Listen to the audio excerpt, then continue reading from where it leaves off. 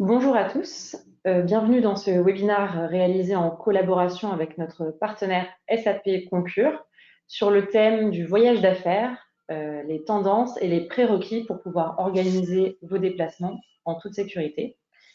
Je souhaite également la bienvenue à nos trois intervenants. Bonjour Julien Mignon-Rousseau, Bonjour. notre invité SAP Concur, et également Charline Gélin et le docteur Philippe Guibert. Bonjour à tous les deux. Bonjour. Bonjour. Si ça vous convient, je vais juste passer rapidement sur ces précisions logistiques et ensuite je vous laisserai la main pour vous présenter. Donc d'un point de vue technique, si vous avez des difficultés à nous entendre, vous pouvez vous connecter via votre téléphone. Vous avez toutes les informations qui figurent dans le mail. Et sachez qu'en fin de session, nous avons prévu, comme d'habitude, une partie questions-réponses. Donc vous pouvez dès maintenant commencer à poser toutes vos questions que nos trois intervenants pourront traiter à la fin. En termes d'agenda, aujourd'hui, nous allons commencer par un point de situation sur la Covid-19. Donc, le docteur Philippe Guibert vous parlera également de l'état des variants et donc comment la situation impacte la mobilité. Nous pourrons ensuite entrer dans la partie qui concerne les tendances et les perspectives pour les voyages, une partie qui sera co-animée par Charline Gélin et Julien Mignon-Rousseau.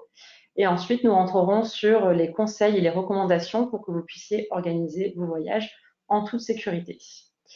Donc, je vous laisse peut-être la main pour vous présenter et je souhaite à tout le monde une bonne session. Merci Flore. Donc, je vais débuter. Charline Gélin, je suis directrice sûreté pour International SOS. Bonjour à tous, je suis Julien Mignon-Rousseau, je suis directeur avant-vente de Concur. Bonjour à tous, Philippe Guibert, je suis le directeur médical des activités de conseil aux entreprises pour la région Europe. Je me permets donc de continuer sur cette lancée pour initier cette session avec un point de situation sur la réalité de la pandémie aujourd'hui et comme tu le disais, Flore, en introduction, avoir une idée de l'importance du phénomène des variants et également des conséquences sur les vaccinations actuelles. Alors comme vous le comprenez, vous suivez l'actualité, eh bien, l'épicentre de cette pandémie est de nouveau l'Europe. Le nombre de cas reportés dans le monde, plus de 135 millions, 3 millions de décès malheureusement, fait de cette pandémie un phénomène qui est toujours évolutif. Depuis 7 semaines, malheureusement, la situation est à la hausse de nouveau, alors qu'on avait observé une accalmie, je dirais, en fin d'année dernière.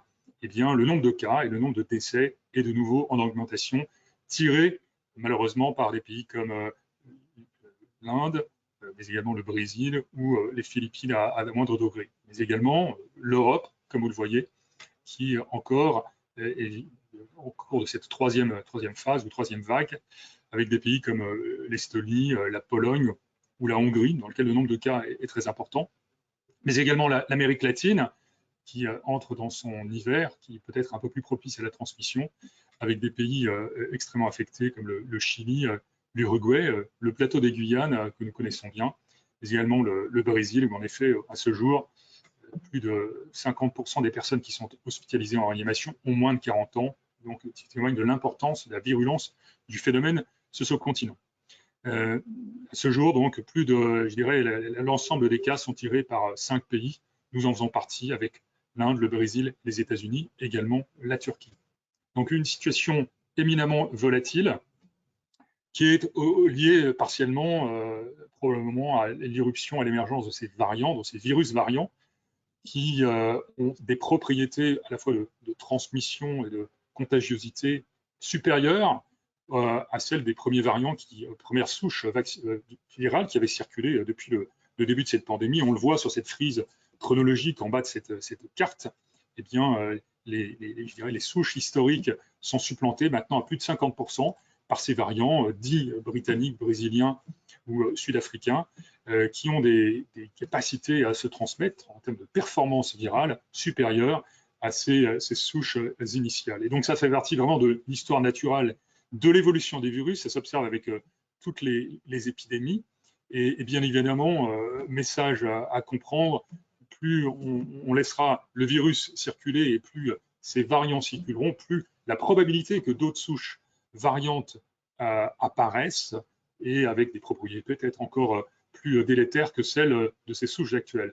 Donc, l'importance de stopper la transmission le plus rapidement possible, tout simplement parce que ces variants principaux ont des caractéristiques qui ont des conséquences à la fois en termes de transmission, on l'a vu en particulier avec le variant britannique, pour lequel les études montrent entre 50 et 70% de facteurs accrus de transmissibilité.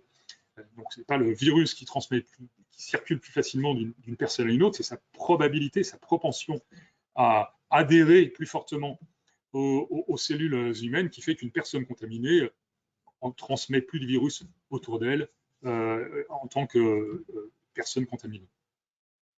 Donc, ces variants ont des conséquences non seulement en termes de prise en charge médicale, puisque certains ont des sévérités, donc taux de mortalité supérieur, on le voit également avec le variant britannique, et surtout une efficacité vis-à-vis de la vaccination qui peut être diminuée. C'est le cas pour le variant V1 dit britannique. On observe une petite diminution avec les vaccins actuels de l'ordre de 10 ou 20% de perte d'efficacité chez certaines personnes, mais ça peut être un peu plus sur les variants dits sud-africains. Pour l'instant, point d'interrogation sur le variant qui circule dans une trentaine de pays et dit variant brésilien. Donc ceci est évidemment très important, puisque non seulement cette course au vaccin doit permettre d'emporter la transmission de ces souches variantes, mais également permettre à terme de faire en sorte que nos systèmes de santé et nos hôpitaux soient moins peuplés par des malades souffrant de ces contaminations virales. Alors aujourd'hui, en termes de vaccins, la bonne nouvelle, on l'a suivi évidemment, c'est l'apparition de ces vaccins extrêmement efficaces, mis sur le marché très récente, tant aux États-Unis qu'en Europe, du vaccin Johnson & Johnson, la firme Janssen également, qui ne nécessite qu'une seule dose. Donc en termes d'efficacité et en termes de logistique, en particulier la possibilité de vacciner les personnes dans des endroits un peu plus reculés, un peu plus isolés, est facilitée avec ce vaccin. Donc c'est potentiellement une bonne nouvelle. On le voit également, l'actualité des vaccins est vraiment centrée sur les vaccins à vecteurs viraux, on va dire, donc le vaccin AstraZeneca, mais également Sputnik 5V, d'une moindre mesure, pour lequel aujourd'hui certains États recommandent que la deuxième dose avec ce vaccin soit faite avec un autre vaccin à type ARN messager. C'est le cas pour la France, voire certains États ont décidé d'arrêter l'utilisation de ces vaccins du fait de ces effets secondaires. Donc, très important de comprendre que certes, ces vaccins, comme tout produit de santé, ont des effets secondaires. Ils sont répertoriés avec les principaux vaccins que vous voyez aujourd'hui, que ce soit l'AstraZeneca, le Pfizer, BioNTech, Moderna ou Janssen, mais tout ceci dans des proportions qui, à ce jour, semblent rester acceptables pour les autorités de santé. Évidemment, ce sont des phénomènes extrêmement fâcheux et entraînant parfois le décès de la personne. C'est extrêmement regrettable. Et quand ces choses sont remises dans la proportion de l'ensemble des personnes qui sont vaccinées, ces phénomènes sont extrêmement rares. Extrêmement rares. On peut même dire qu'il y a plus de risques d'avoir une thrombose veineuse en ayant le Covid qu'en se faisant vacciner par le vaccin AstraZeneca ou les autres vaccins à vecteurs viraux. Donc, remettons les choses en perspective. Évidemment, suivant ça de très près, ça fait partie de la pharmacovigilance mise en place par les États et par les producteurs de vaccins. Et remettons encore une fois ces effets secondaires indésirables majeurs en perspective du fait de leur extrême rareté vis-à-vis de l'ensemble de la population couverte. Tout ceci parce que le message positif, c'est que ces vaccins fonctionnent. L'objectif premier de ces vaccins est de protéger les personnes vaccinées des formes sévères de la maladie et du décès parfois associé. Eh bien, c'est le cas, on le voit aujourd'hui dans de nombreux pays.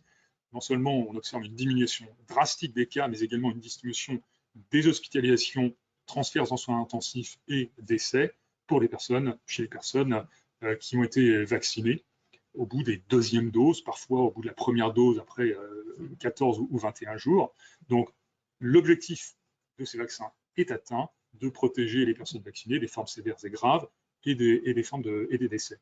Donc, c'est le message positif et qui va nous permettre d'emporter à terme la bataille contre la pandémie. Alors, avant de passer la main sur la partie plus voyage, il faut comprendre qu'aujourd'hui, la transmission, elle est bien connue, elle est surtout dans des espaces clos, restreints, confinés, mal ventilés, transmission aérosol, qui également, d'un point de vue mobilité, peut survenir lors des transports aériens et dans les avions. Donc, vous avez ici un exemple d'une enquête qui a essayé de retracer d'une manière policière, à travers un vol, un passager ayant affecté plusieurs de ces autres passagers qui côtoyaient cette personne contaminée, à savoir dans quelles conditions la transmission a lieu et quelles sont les mesures qui semblent efficaces pour l'éviter. Donc aujourd'hui, je dirais le risque d'être contaminé dans un avion est probablement extrêmement faible. Il est probablement très inférieur au risque auquel on est exposé aujourd'hui, soit en travaillant dans les bureaux, soit en étant en classe ou dans des lieux sociaux au quotidien. Donc, évidemment, ces phénomènes peuvent survenir, risquent de survenir à terme si l'ensemble des mesures liées aux mesures barrières, prévention, y compris les mesures liées aux tests, et on le verra par la suite, ou à la vaccination, ne sont pas mises en place partout. Mais donc, remettons les choses encore une fois dans une perspective, le voyage aérien aujourd'hui, même s'il est extrêmement diminué, pour certains opérateurs de l'ordre de 80 à 90%, eh bien aujourd'hui ne représente pas un enjeu majeur de contamination. On verra lorsque les voyages reprendront, est-ce que d'autres mesures doivent être prises, mais aujourd'hui, sur la base de ces premières études, eh bien, le message ne doit être négatif, en considérant que c'est plus l'environnement lié au voyage qui expose le voyageur à des contaminations, plus que le segment transport aérien en tant que tel. Alors, je souhaite maintenant passer la main à Charline pour essayer de comprendre justement sur cette lancée des voyages internationaux, quelles sont les tendances et les perspectives que l'on voit pour les voyages.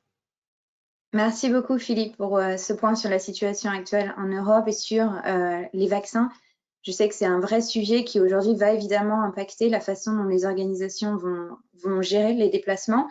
Et ce qu'on va voir aujourd'hui, c'est ce qui a changé et qui va continuer d'évoluer pour les organisations et aussi pour vous, responsables des ressources humaines, responsables sûreté ou de la gestion des risques, et évidemment pour les voyageurs, quand on va commencer à pouvoir reprendre les déplacements. Donc, si on regarde aujourd'hui, ce qui est intéressant, c'est que malgré la pandémie, depuis le mois de mars 2020 et les restrictions qui ont été associées, nous avons constaté chez International SS qu'il y a eu une tendance à une reprise des déplacements considérés comme essentiels depuis le troisième trimestre de 2020. Et ça a été directement pour nous corréler cette reprise avec une hausse du nombre de demandes de la part et de voyageurs et de responsables. Et notamment, pas seulement des demandes sur des questions médicales pour parler prévention, pour parler tests, pour parler vaccins, mais aussi des cas de demandes pour des questions sécuritaires. Alors, ces demandes-là, c'était essentiellement des demandes d'information pré-déplacement, essentiellement sur les restrictions de voyage qu'on avait vu être impliquées par différents pays et même d'un point de vue global, mais aussi des questions qui étaient liées à la protection de vos collaborateurs face à des événements comme par exemple les élections américaines et les manifestations et les violences qui ont suivi, par exemple. Et donc pour International SOS, ce qui a été intéressant de noter, c'est qu'en effet, pas de baisse des demandes et une vraie reprise des déplacements. Intéressant aussi à noter que dans les destinations principales pour nos organisations françaises, c'était que ce n'est pas uniquement des destinations européennes, mais qu'on a aussi vu des voyages en Chine et en Inde. Et Philippe l'a mentionné, l'Inde est un pays quand même intéressant parce qu'évidemment, la gestion de la pandémie a été très difficile et on voit aujourd'hui une seconde vague qui impacte très fortement le pays. Donc, intéressant de voir ce pays apparaître dans le top 10 des destinations pour les organisations françaises. Pour les secteurs d'activité, pas vraiment de grande surprise dans le top 5 avec des activités qui en fait ont nécessité de continuer à pouvoir se déplacer, à pouvoir rencontrer des clients ou des prestataires sur place. Assez surprenant, ceci dit, de voir que le secteur de la high-tech et de l'électronique apparaissent en deuxième position, alors qu'on a vu beaucoup dans les médias des annonces des grands acteurs de ce secteur dire qu'ils allaient adopter de façon permanente le télétravail, par exemple, et qu'ils allaient mettre une limitation très stricte sur les déplacements. Donc, je vais passer la main maintenant à Julien qui va rentrer un petit peu plus dans les détails et discuter les tendances qui ont été observées par Concur. Merci Charline. Alors pour remettre un petit peu dans le contexte, SAP Concur, on est une société qui commercialise des solutions de gestion de voyage d'affaires, une plateforme web et mobile, ainsi que des dépenses professionnelles liées à ces déplacements ou pas. Et donc durant cette crise, en fait, on a fait des études, on a sorti des chiffres qui pourront vous intéresser. Au sujet du sentiment des voyageurs et également de ce que prévoient de faire les travel managers. Donc là, on vous a présenté certains chiffres. Globalement, un optimisme et surtout de l'espoir parmi les voyageurs. Tout le monde espère retrouver une normalité dans les déplacements. On va voir dans le slide suivant que cette normalité va probablement être challengée. Et puis, on observe directement dans cette étude une tendance qui se vérifie du côté de nos sollicitations clients, qui consiste à mettre en place des autorisations pré-déplacement systématiques. J'y reviendrai.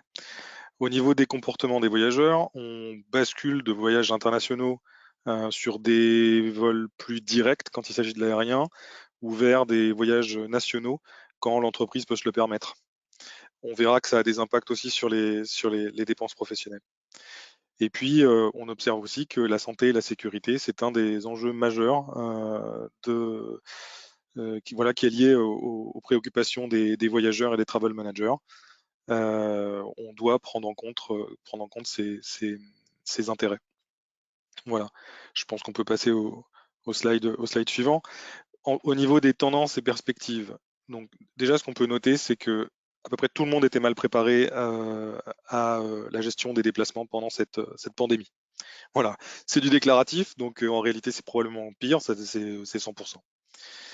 Ce qu'on a tout de suite vu côté Concur, c'est que en complément de la crise et des déplacements qui ont baissé évidemment, des déplacements internationaux, de nombreux clients nous ont sollicité pour mettre en place justement une solution dématérialisée pour mieux gérer ces déplacements et surtout mieux gérer les dépenses professionnelles, parce qu'on avait une multitude de sociétés en France qui n'avaient encore aucun outil pour gérer aussi bien les déplacements et les contraintes liées aux déplacements et aussi bien les dépenses professionnelles.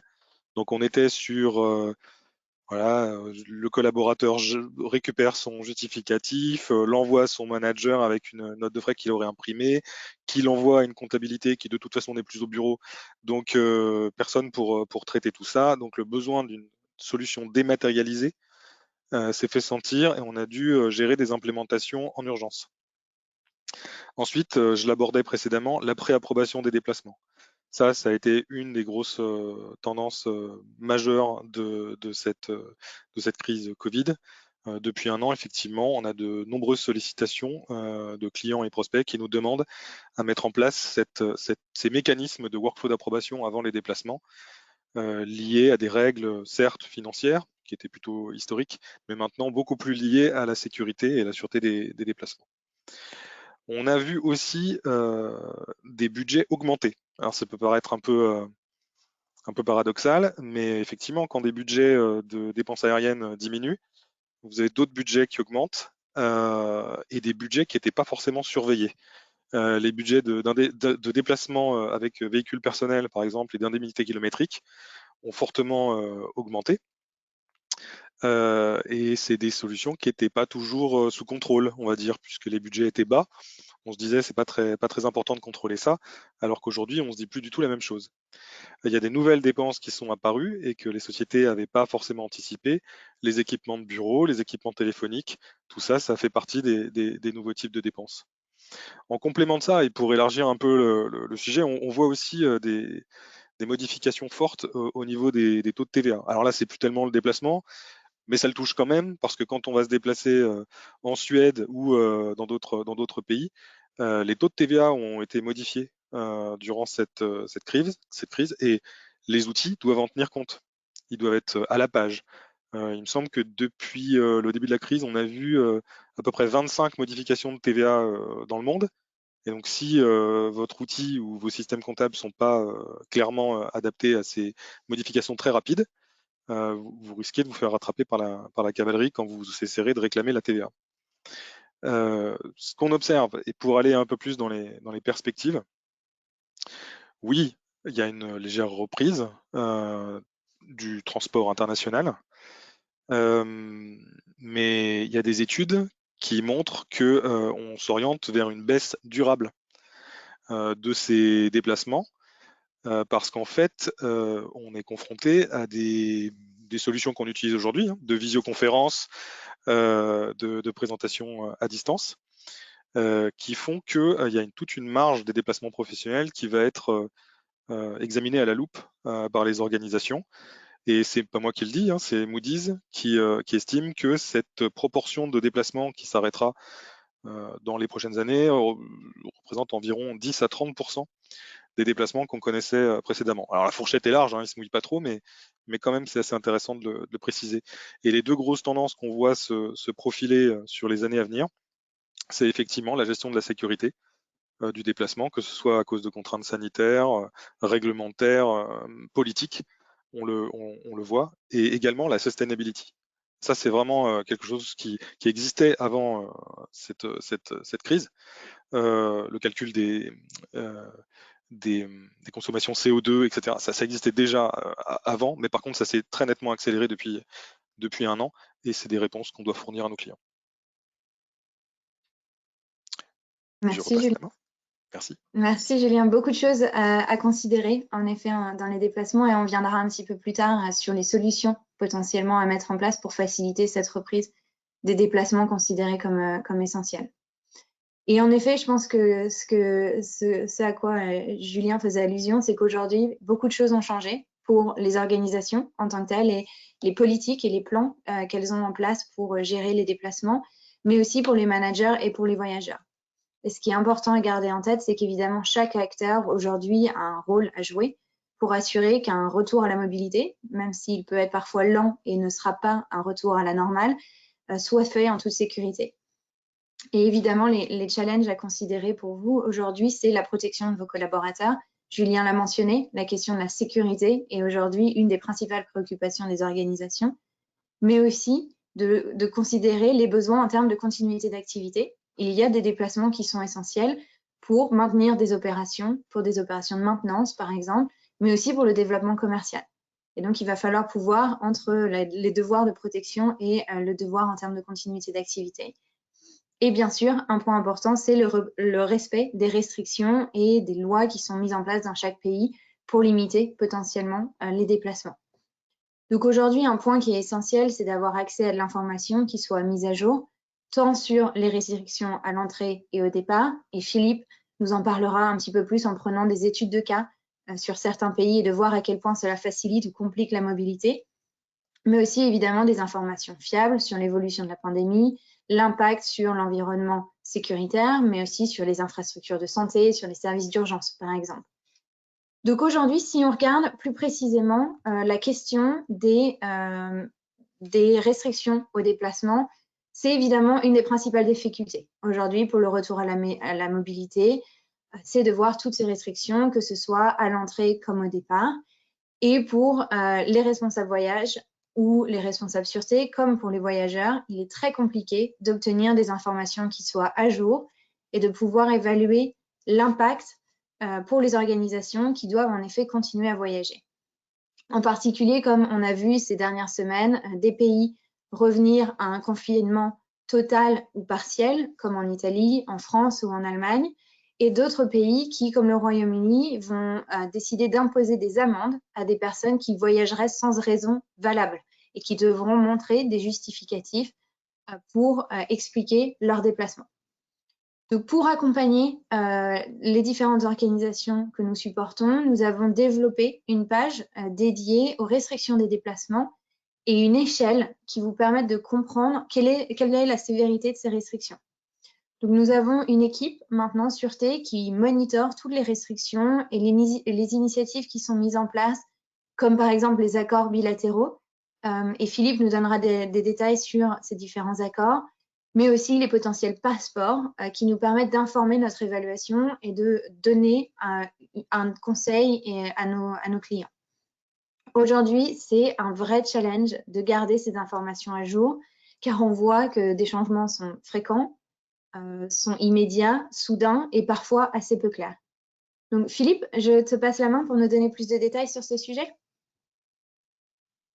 Volontiers. Merci Charline. Donc, comme on l'a compris aujourd'hui, ces voyages dépendent en fin de compte de l'organisation des dispositions entre le pays de départ, le pays d'arrivée, voire le pays de transit.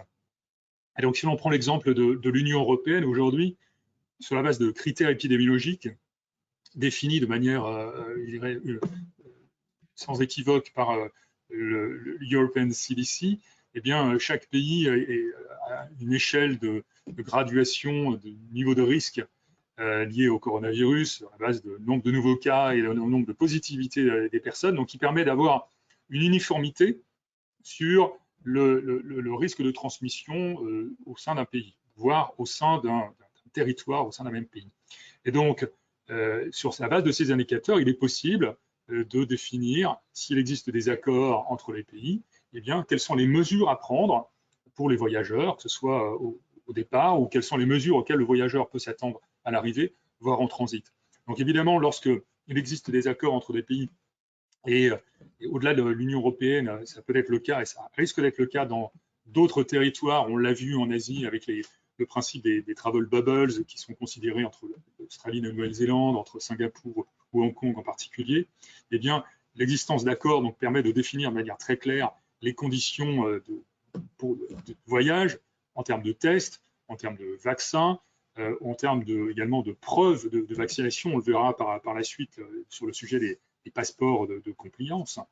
Donc, de permettre de définir non seulement en termes pour un manager quels sont les voyages qui peuvent s'organiser sans une préparation majeure, ou quels sont ceux qui nécessitent plus d'informations.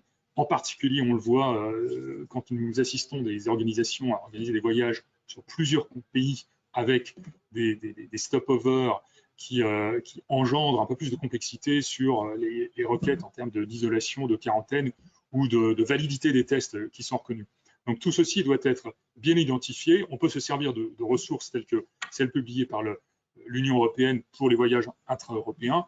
Charline y faisait référence. Nous pouvons apporter ce genre d'informations pour d'autres pays lorsque les déplacements concernent des destinations pour lesquelles, en particulier, il n'existe pas d'accord. Alors, si on prend l'exemple aujourd'hui de différents pays, vous le voyez, entre trois cas de figure, entre l'Union européenne et trois destinations, les États-Unis, Singapour ou Dubaï, eh bien, vous voyez aujourd'hui, la typologie des restrictions varie éminemment, varie également quotidiennement en fonction de la dynamique de la pandémie.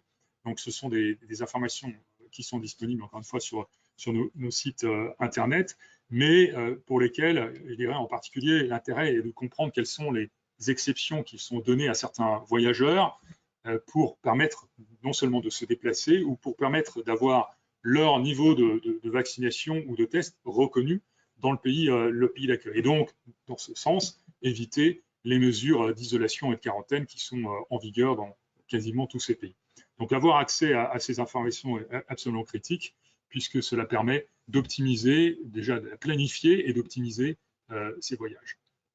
Si l'on prend l'exemple de la Chine, que l'on connaît bien aujourd'hui, eh bien, évidemment, une suspension de l'émission des visas depuis la fin de l'année dernière pour certains pays considérés par les autorités chinoises comme ayant des niveaux de transmission incompatibles avec les voyages internationaux. Et maintenant, donc, la nécessité de présenter un certificat lié à une preuve de vaccination.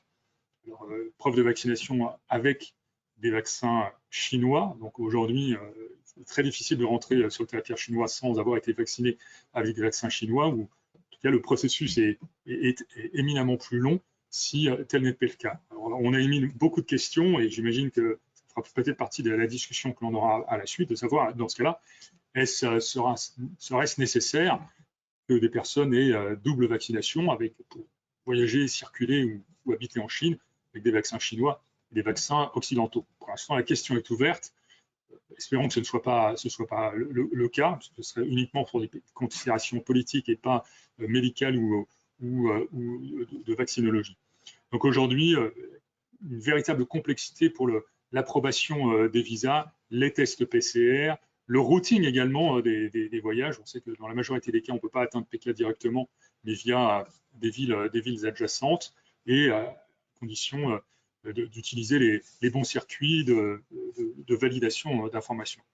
Donc, juste un exemple aujourd'hui pour la Chine, mais qui montre qu'il est vraiment important d'avoir l'information la plus fine mise à jour quotidiennement pour pouvoir s'y déplacer.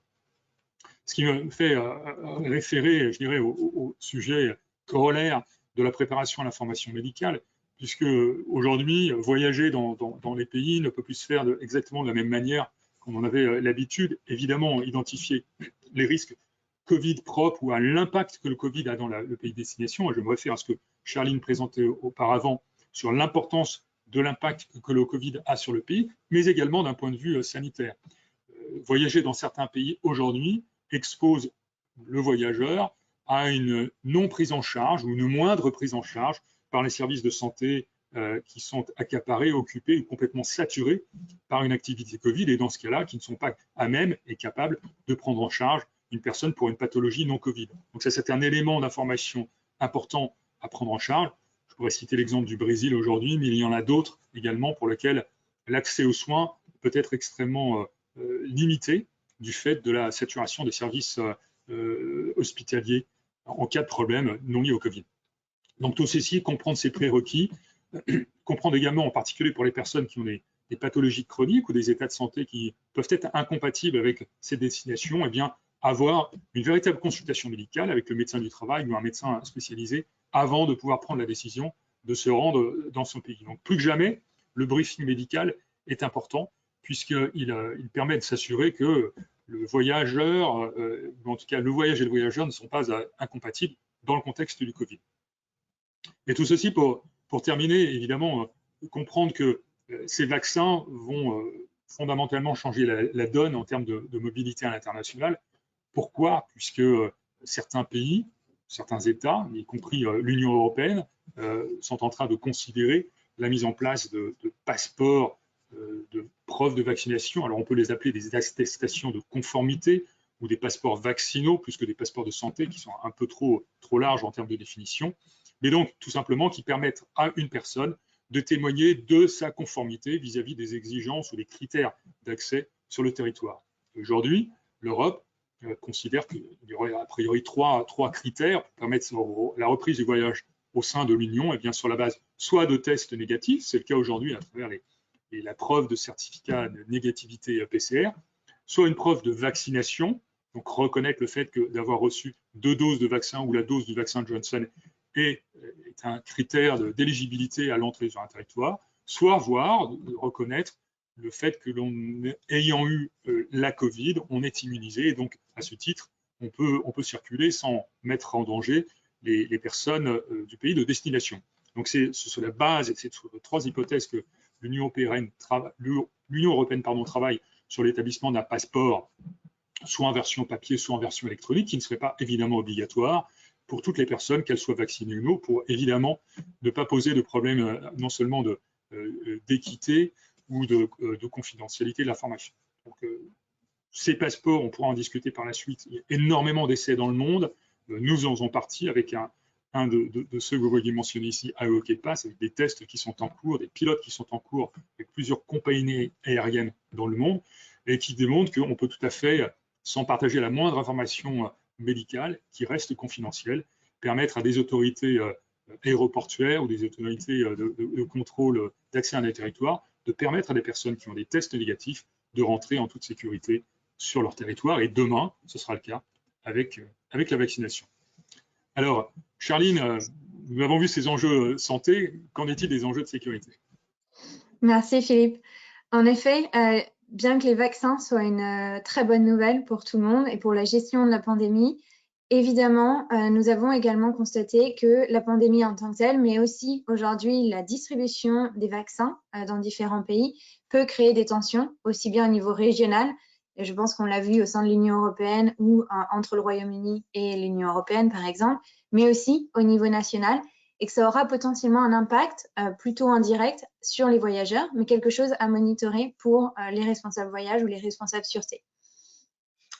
Évidemment, les principaux risques vont être liés à la désinformation et à la diffusion d'informations erronées sur le vaccin ou sur la gestion de la pandémie. Ce que ça veut dire, c'est qu'évidemment, ça va entraver l'efficacité des programmes de vaccination et dans certains endroits, ce qu'on a constaté, c'est que ça provoque aussi des attaques violentes contre les infrastructures ou les organisations qui sont impliquées dans la distribution de ces vaccins. On a vu par exemple l'incendie des centres de vaccination aux Pays-Bas ou des centres de tests.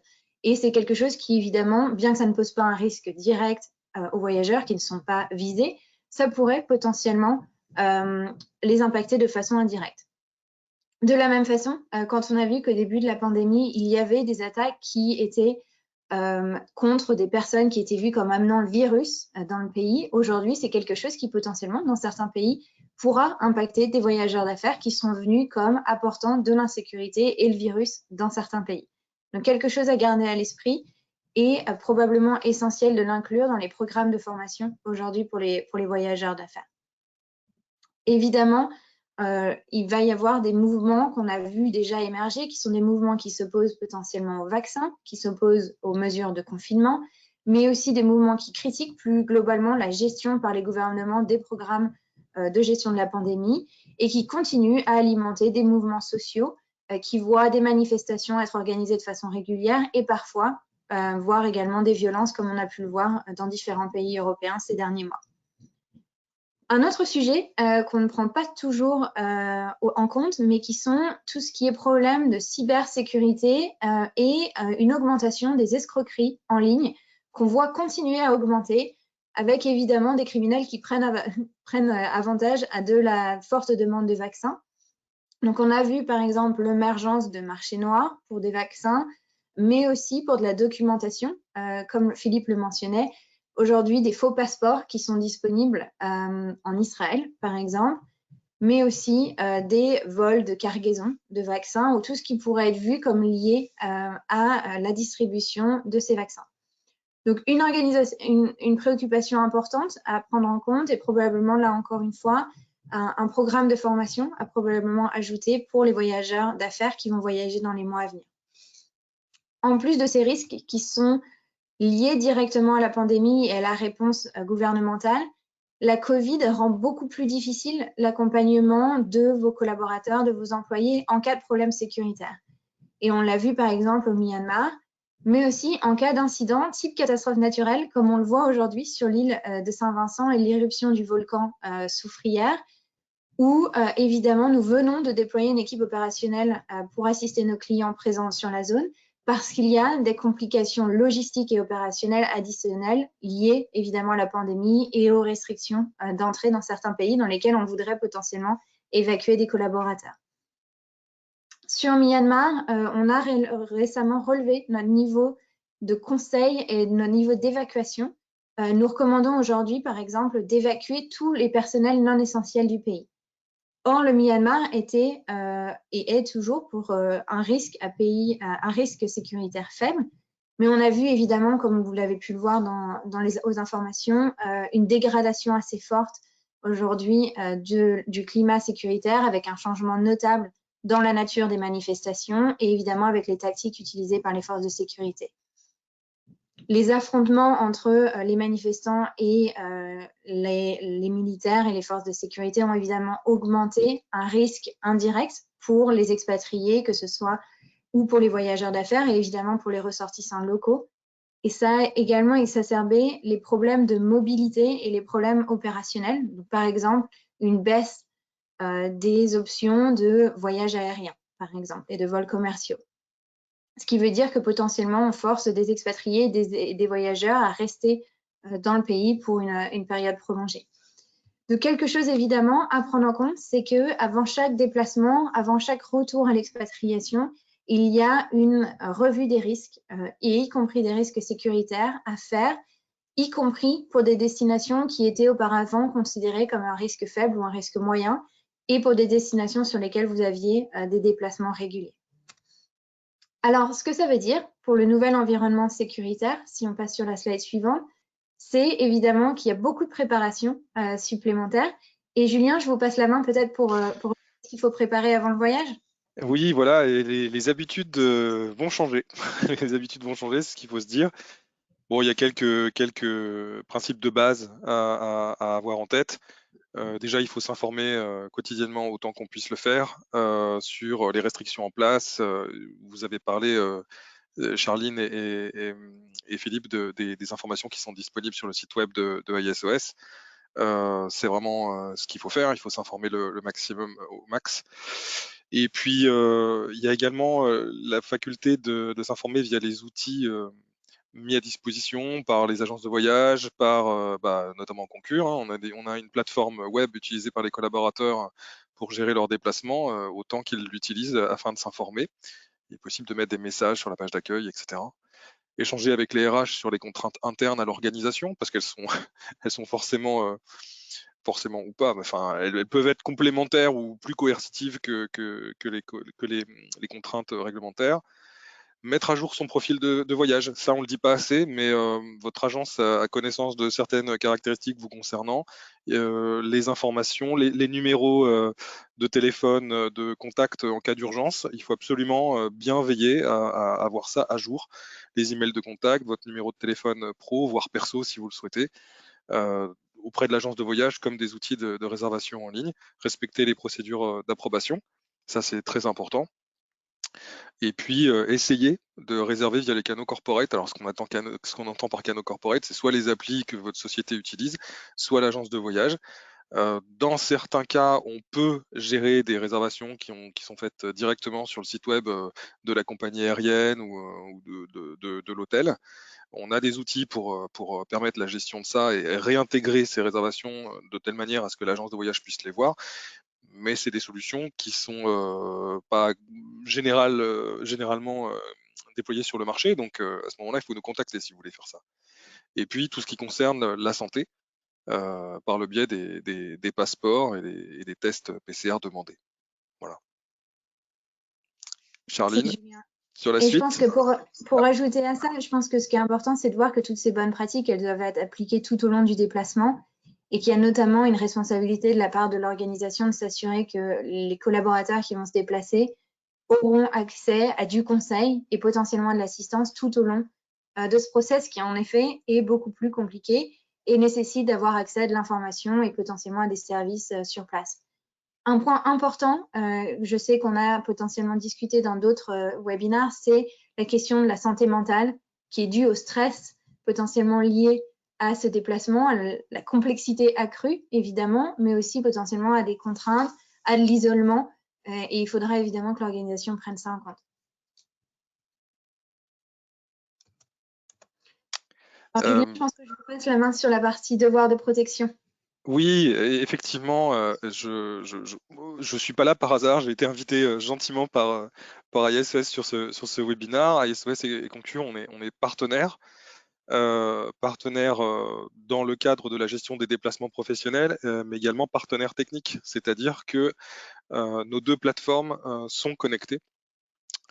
Chez SAP Concur, on propose à nos clients ce qu'on appelle un App Center, qui est l'équivalent d'un Google Play ou voilà, une espèce de plateforme qui propose des applications partenaires et qui propose une intégration technique de données entre applications. Et donc c'est ce qui est fait avec ISOS. Quand un collaborateur fait une réservation de déplacement avec SAP Concur, ces informations peuvent être automatiquement transmises à ISOS qui ira justement contacter le collaborateur, lui donnera des contenus risques, etc. Donc ça, c'est vraiment quelque chose qui est en place, qui peut être activé très facilement. Et donc ça rentre exactement dans le cadre de ce qu'on va voir se développer ces prochains mois. Voilà. Suite à ça, je redonne la main à mes amis de ISOS pour peut-être faire une conclusion. Merci Julien. Je pense que pour conclure, ce qui est important à garder à l'esprit et qui est complètement en lien avec le sujet que vous venez d'aborder, c'est essentiel de mettre à jour sa politique voyage et de, en effet, s'assurer qu'on a accès pour les managers à de l'information qui soit fiable, à du conseil informé pour la prise de décision, décider est-ce qu'on peut reprendre les déplacements ou pas, et si oui, dans quel pays, d'avoir des plans en place pour gérer des potentiels incidents, que ce soit d'un point de vue médical ou d'un point de vue sécuritaire, évidemment, ensuite d'avoir la structure en place pour identifier et approuver les déplacements et pour pouvoir communiquer tout au long du déplacement avec les voyageurs. Philippe, d'un point de vue voyageur? Eh bien, d'un point de vue voyageur, en fin de compte, les enjeux sont un peu plus importants maintenant. Je dirais évidemment avoir accès à l'information, être préparé à des changements de dernière minute dans les déplacements, et ceci pas simplement sur les voyages à l'international, mais également les voyages domestiques dont on a très peu parlé aussi ici, mais en sachant que dans des grands États ou de grands pays ayant de multiples États, non seulement les règles peuvent varier d'un État à un autre, mais également les conséquences de la pandémie peuvent entraîner des mesures en termes d'isolation, de quarantaine ou de changement de programme en termes de voyage qui peuvent être difficiles à planifier. Donc ne pas omettre ce segment de voyage domestique pour ces voyageurs, parce qu'évidemment, la complexité s'est accrue dans certains de ces pays. Donc, en termes de briefing, en termes d'information, comme mentionné par Julien et Charline, eh bien certainement un point d'attention à considérer, alors qu'auparavant, ces voyages domestiques pouvaient être considérés comme bien plus simples à organiser et ne nécessiteront pas une planification ou une orientation spécifique. Eh bien, je crois que nous arrivons à la dernière partie de cette session. Flore, nous ouvrons aux questions. Nous imaginons assez nombreuses peut-être. Oui, il y a pas mal de questions effectivement. Donc déjà, merci à tous les trois pour toutes ces informations et ces cas pratiques qui ont, je pense, illustré la complexité du voyage, avec des situations qu'on peut parfois maîtriser et aussi des situations qu'on peut plus monitorer pour limiter et prévenir le risque. Donc je vais commencer par une question qui s'adresse peut-être plutôt à Julien sur les approbations de voyage. C'est vrai qu'on parle aujourd'hui beaucoup d'approbation avant le déplacement, mais finalement, est-ce qu'un simple email ne suffit pas et pourquoi? Alors, le simple email, on va dire que c'est une première étape. C'est une étape qui consiste à dire est-ce que je peux y aller, oui, non. Le problème, c'est qu'un email, c'est jamais très traçable, ou en tout cas, c'est assez compliqué à tracer. La formalisation de la demande, elle est souvent aléatoire. Et donc, c'est toujours intéressant d'avoir un outil, un formulaire en ligne qui puisse permettre de demander une certaine quantité de détails sur le déplacement. Ça peut être les différents segments de déplacement qui seront prévus par le collaborateur. Ça peut être aussi le prix du déplacement, les conditions du déplacement. Ça peut être pas mal d'éléments. Et puis les workflows sont également tracés dans une solution telle que Concur. Vous avez accès à chaque seconde à l'état de la demande et par quelle validation elle est passée, alors que sur un mail, c'est nettement plus compliqué. D'accord, très clair, merci. Alors maintenant, on va faire un 360, on passe plus sur une question médicale. On a reçu plusieurs questions, donc peut-être pour Philippe, sur les tests PCR. Donc la première, c'est plutôt comment est-ce qu'on peut réaliser des tests PCR quand on se trouve à l'étranger pour pouvoir rentrer. Et ensuite, la deuxième est plus sur la fiabilité des autotests Covid. Et est-ce qu'il pourrait à terme remplacer les tests PCR pour alléger les procédures? Ce sont de très bonnes questions, Flore. Alors évidemment, peut-être on peut mieux mentionner ici, mais les tests font complètement partie de la panoplie de toutes les mesures visant à sécuriser le plus possible tant un lieu de travail que également le segment du voyage, en particulier parce qu'ils sont requis par les États. Donc pour avoir accès à cette information pour les personnes qui voyagent, qui se déplacent, eh bien nous invitons ceux qui sont membres d'International SOS à nous contacter. Nous détenons cette information et nous pouvons vous informer sur les laboratoires ou les tests qui sont disponibles dans un point de départ, à l'occasion d'un retour dans un pays ou avant une destination, un voyage dans une destination, pour non seulement connaître quelles sont les conditions des tests, où se réalisent-ils, en combien de temps obtient-on les résultats, et s'ils sont acceptables par des autorités qui vont les valider. En sachant que ces informations, je dirais, deviennent de plus en plus visibles. Énormément de laboratoires fournissent des tests aujourd'hui, mais il y a encore beaucoup de destinations pour lesquelles il y a quelques laboratoires qui sont accrédités ou quelques tests qui sont reconnus acceptables par les autorités qui vont les valider.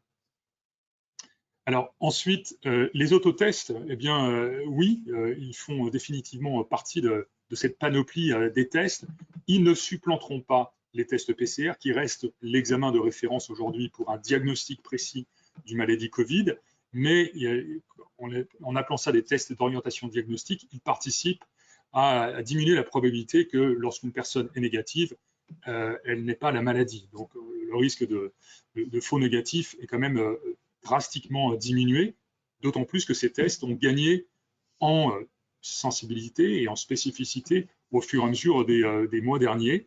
On le voit aujourd'hui avec les autotests qui sont autorisés en France, qui viennent d'arriver dans les pharmacies, mais c'est le cas dans beaucoup de pays, que ce soit des autotests salivaires, soit en prélèvement simplement nasal, donc ce n'est pas un écouvillonnement nasopharyngé, mais vraiment un écoulement du pavillon nasal qui peut se faire très facilement et qui donne des résultats qui sont très acceptables en termes de sensibilité. Donc oui, définitivement, ces tests vont faire partie ou doivent faire partie de la panoplie éventuellement du voyageur sur place ou avant un départ, mais encore une fois en reconnaissant qu'est-ce qui est autorisé et reconnu par les autorités avant de partir, mais ils ne supplanteront pas les tests PCR qui restent encore la référence indéniable en termes de diagnostic de la maladie.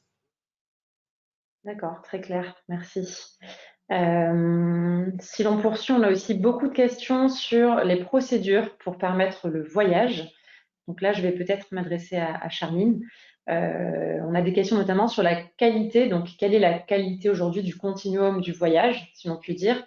Donc, depuis les transports jusqu'au contrôle des autorités, l'hébergement sur place, puis les contraintes aussi qui arrivent quand on se trouve sur notre destination. Et est-ce que l'on peut considérer qu'il y a de nouvelles procédures à instaurer, des bonnes pratiques observées? Donc, on en a un petit peu parlé, mais on peut peut-être revenir sur ce sujet. Oui, je pense que déjà ce que Julien mentionnait sur la partie approbation du déplacement, c'est qu'aujourd'hui, il ne faut pas uniquement regarder si le déplacement est possible ou pas d'un point de vue coût ou d'un point de vue évaluation du risque médical ou sécuritaire, mais évidemment aussi d'un point de vue de la gestion de l'exposition à la Covid et du respect des différentes mesures à mettre en place pour d'un point de vue prévention et puis d'un point de vue test et quatorzaine ou autres potentielles restrictions. Donc aujourd'hui, ce qu'on voit beaucoup, c'est qu'il y a énormément d'organisations qui en fait n'avaient même pas de politique voyage précédemment et qui aujourd'hui, évidemment, avaient, comme on l'a mentionné précédemment, avaient un process de validation du déplacement par email qui était encore une fois plus une approbation de la faisabilité et du coût plutôt que des mesures à mettre en place pour protéger le collaborateur et pour évidemment protéger l'organisation. Donc aujourd'hui, il y a vraiment quelque chose à mettre en place sur ce process d'évaluation des risques avec une responsabilité du manager et puis une responsabilité de l'organisation de mettre à disposition les moyens nécessaires pour pouvoir faire cette évaluation du risque. Et comme Philippe le mentionnait, c'est d'un point de vue personnel, savoir si la personne est capable de voyager, si elle n'a pas de problème sous-jacent qui pourrait potentiellement être problématique s'il venait à apparaître pendant un déplacement. Mais c'est en effet de choisir des moyens de transport qui soient préférables. Donc, par exemple, éviter les transports en commun, mais plutôt de privilégier le transport avec un chauffeur privé, par exemple. De choisir un hôtel qui soit d'un point de vue sécurité sûr, mais aussi d'un point de vue respect des mesures d'hygiène nécessaires. Et donc, tout ça, aujourd'hui, c'est des nouveaux process à mettre en place pour beaucoup d'organisations et qui nécessitent en effet d'avoir des outils qui permettent de capturer cette information-là. Donc, j'espère que, Flore, ça commence à répondre à la question, mais vraiment de synthétiser tous ces besoins dans une politique semble pour moi la première étape à mettre en place pour toute organisation. Très bien, merci. Et je profite de rebondir sur l'importance de sources fiables. On a plusieurs retours aussi de la part des participants, des questions sur la véracité des informations qu'on peut trouver sur des sources officielles telles que le ministère des Affaires étrangères. Donc avec des informations peut-être pas toujours à jour sur l'obligation de quarantaine sur certaines destinations, si les gouvernements les ont levées. Comment est-ce qu'on peut faire pour être sûr en fait d'avoir cette dernière information à jour? Qu'est-ce qu'il faut suivre? Quelles sont vos recommandations? Je peux, je pense, commencer à répondre sur cette question et je passerai peut-être la main à Philippe sur la question de la véracité des informations plus médicales, la question du nombre de cas, etc., qui, je sais, revient assez régulièrement. Alors, c'est aujourd'hui, comme je l'ai mentionné un peu précédemment, ces restrictions au déplacement, les mesures nécessaires en termes de tests, de quatorzaine, etc., elles changent quasiment quotidiennement et surtout si on regarde d'un point de vue global. Donc chez International SOS, on a aujourd'hui du personnel qui 24 heures sur 24, 7 jours sur 7 est responsable de scanner ce qui se passe sur les différents sites des ministères des Affaires étrangères, des sites gouvernementaux pour mettre à jour les informations qui sont disponibles sur notre site pandémie. Mais c'est en effet un travail à plein temps. Et encore une fois, ce qui est nécessaire du coup pour une organisation, pour un manager et pour un voyageur, c'est d'avoir accès à des sources fiables et de pouvoir vérifier cette information juste avant le déplacement. Parce que potentiellement, en effet, au moment de la réservation, il n'y avait pas besoin d'un test ou il n'y avait pas besoin d'une quatorzaine. Et puis, dans les jours qui ont suivi la réservation, il y a des choses qui ont changé. Donc, il y a une vraie responsabilité de la part du voyageur de se tenir informé et de revérifier l'information la veille du départ pour s'assurer qu'ils ont bien tous les process et tout en place pour voyager de façon sûre. Mais en effet, c'est quelque chose qui doit et dépendre de l'organisation et du voyageur en eux-mêmes. Philippe, d'un point de vue médical? Merci Charline, c'est une question piège. En effet, la véracité de l'information, je pense qu'il faut prendre le sujet à un autre degré. En fin de compte, on le sait, l'information, premièrement, nécessite un certain délai avant d'être validée. Donc, lire le nombre de cas rapportés par les hôpitaux ou le nombre de cas rapportés par un État la veille pour le lendemain n'a aucun sens, puisque dans la majorité des cas, il y a un délai dans la collecte de l'information. Donc, c'est plutôt lire les tendances de l'évolution de ces cas. Et deuxièmement, lire ces chiffres dans une perspective globale. Donc, simplement ne pas focaliser sur le nombre de décès ou le nombre de personnes vaccinées, mais plutôt voir dans l'ensemble pour un pays donné, pour une destination donnée, eh bien, comment ces chiffres évoluent, que ce soit en termes épidémiologiques, en termes d'accès aux soins, de disponibilité, d'efficacité du programme de vaccination, d'impact à travers les indicateurs que nous publions, qui sont une série composite de sous-indicateurs qui donnent une photographie à un temps donné de l'impact de la pandémie dans ces pays. Eh bien, c'est l'ensemble de ces indicateurs qui, ensemble, contribuent à avoir une visibilité la plus fiable ou la plus vraie, pour reprendre la question, liée à une situation dans un pays donné. D'accord, très bien. Merci pour ces informations. Je propose de prendre une ou deux questions. Il y en a beaucoup, donc j'essaie de prendre différentes dimensions. On a une question sur les assurances. Donc les assurances qui accompagnent les entreprises, est-ce qu'elles peuvent émettre des restrictions et donc ne plus assurer à certains pays par rapport aux risques que cela peut représenter lié au Covid? Est-ce qu'on peut répondre à cette question?